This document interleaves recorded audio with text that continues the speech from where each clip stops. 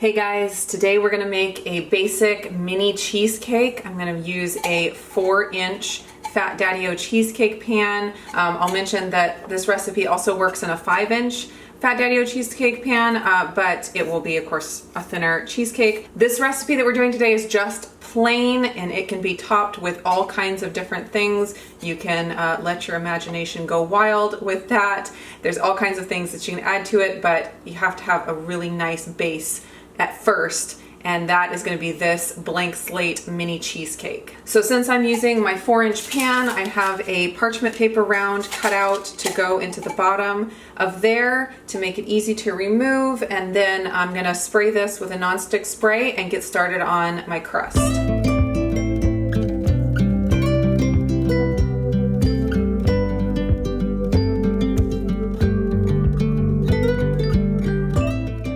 The ingredients for the crust is really simple, just 2 teaspoons of butter.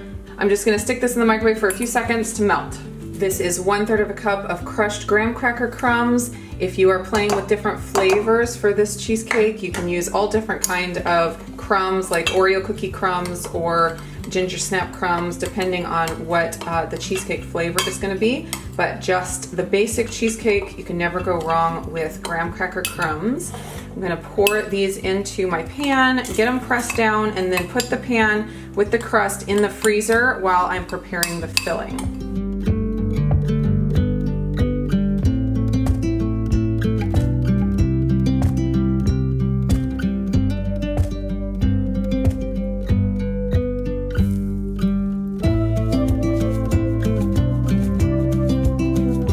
There are a couple different ways that you could press the crust down. Some people like to push the crust up the side of the pan to give it like a lip, but I have found that I actually like the look of just a completely flat crust better. It comes out really well with the push bottom pan, and it always looks really nice. So I'm just keeping it completely flat, and I'm gonna throw this in the freezer while I get started on my filling. The ingredients for the filling are super simple. I have 8 ounces of cream cheese. I'm using 1/3 less fat because that's what I happen to have in the fridge that needed to be used up, but you can also use full fat. And then 3 tablespoons of Greek yogurt. This is the whole milk Greek yogurt, 0% or 2% works as well. 1/4 of a cup of sugar, a teaspoon of vanilla extract, a pinch of salt, and 2 egg yolks. One of the most important things to remember when making cheesecake is to let your cream cheese come up to room temperature before you start cooking. If you have it cold, it will lump and it will be very hard to mix, and you'll probably end up over mixing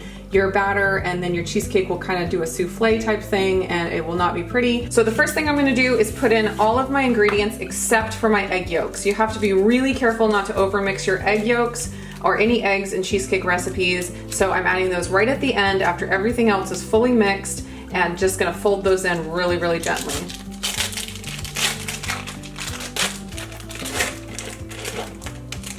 You can see how easy it is to mix this cream cheese. If it was right out of the fridge, it would have been rock hard and you would not have been able to mix it this easily.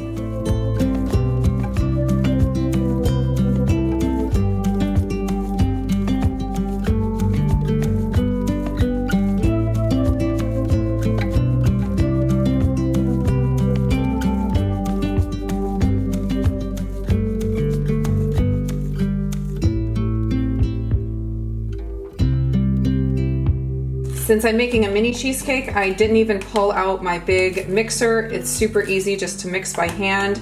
One less thing to clean. Now I'm just gonna add in my egg yolks and stir as gently as possible just until it's mixed up.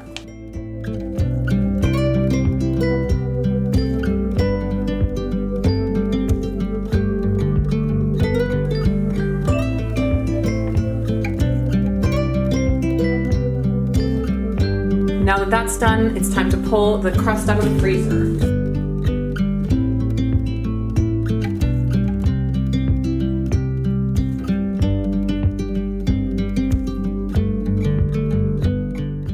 To release any air bubbles, I like to tap the cheesecake on the counter a few times, and that just releases anything down there. Nice and smooth on top. Now I'm adding my foil, tightly covering it, and it'll be time to get it cooking.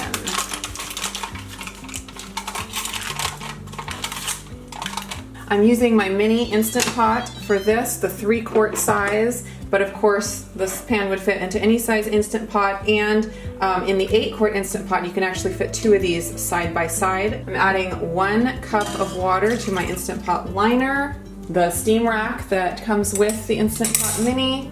Now I'm just going to set my cheesecake right on the rack, and since this cheesecake pan is pretty small, it'll be easy to remove even after it's hot with some hot pads. If I was cooking a larger size pan, I would put a foil sling underneath just to make it easier to pull out when the time comes, because you don't have handles on your trivet.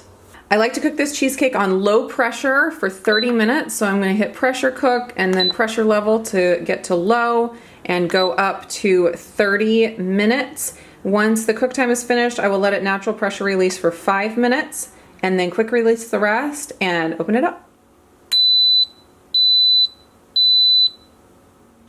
Cook time is now complete and it has been on keep warm mode with the pressure releasing naturally for 5 minutes, and I am going to quick release the rest of the pressure and pull it out of the pan to start letting it cool.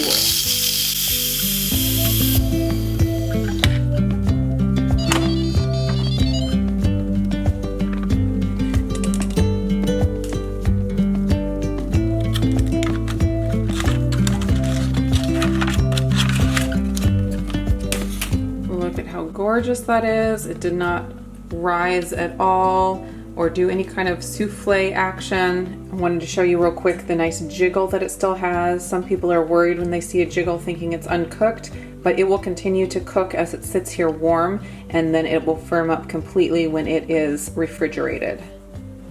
Now that the cheesecake has been cooling on the counter for about 30 minutes, I'm going to recover it with the same foil and stick it in the fridge and be back in about 3 hours to pull it out of the pan and give it a taste test. I will see if my taste test panel might be available to come help me out with this. It's going to be a hard job, but somebody's got to do it.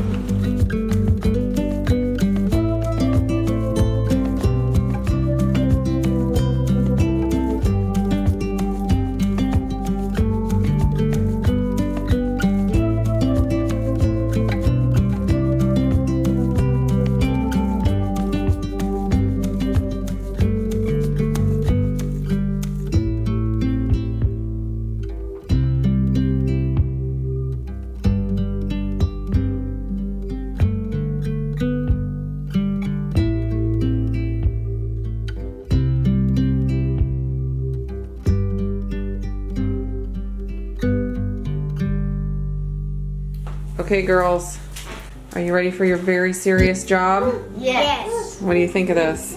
Cheesecake. Yummy. You think cheesecake? Yes. I think, You yummy. think so? First impressions, you think it looks pretty nice? Yes. Okay.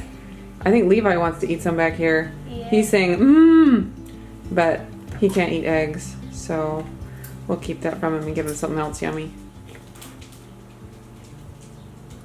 No, don't ruin it. Well, we have to ruin it to eat it, right? Oh, yes. Oh, yeah. And you want to eat it, I know that much.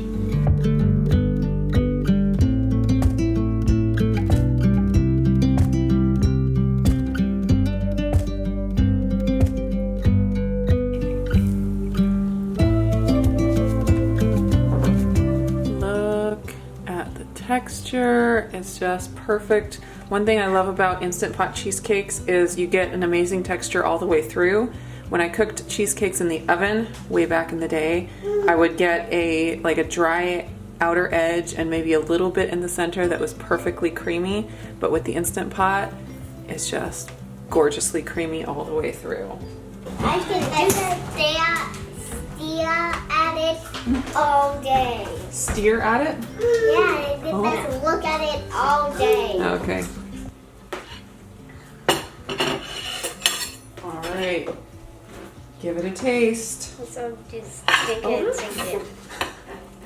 Just split. I got the foot stuck in it. That is delicious. I give this infinity thumbs up. Infinity. What's your first impression, Charity? It's tasty. It's tasty. Okay. And I give it more than infinity thumbs up. More than infinity. Man, your scale keeps growing. Talia, you said 2 thumbs up? Yeah. So we got infinity thumbs up, 2 thumbs up, and more than infinity thumbs up. I'm eating it slowly.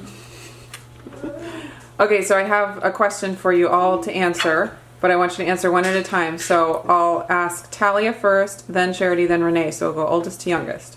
Okay? So this cheesecake is a plain cheesecake. It's called Blankslate cheesecake, which means you can put all different kinds of toppings on it. It's ready for any kind of topping that you could possibly imagine. So Talia, if you were going to top this cheesecake with something, what would you top it with? Whipped cream. Just whipped cream. Well, maybe whipped cream and blueberries. Ooh, that sounds good. Whipped cream and blueberries. Okay. Charity, what would you top it with? Strawberries, blueberries, and raspberries. Ooh, got a berry theme going on. Okay, Renee? Whipped cream. Oh, and whipped cream. All right. Salad on top. A fruit salad cheesecake. That sounds pretty good. I would do pepperoni and blueberries. Pepperoni and blueberries. Who would ever think of such a thing? You really think pepperoni would be good on a cheesecake? Yes. Okay. I guess we won't know until we try it. Now show me all your thumbs that you give it. And then say thanks for watching. Thanks for watching. And then say bye. Bye. 2 byes. Bye.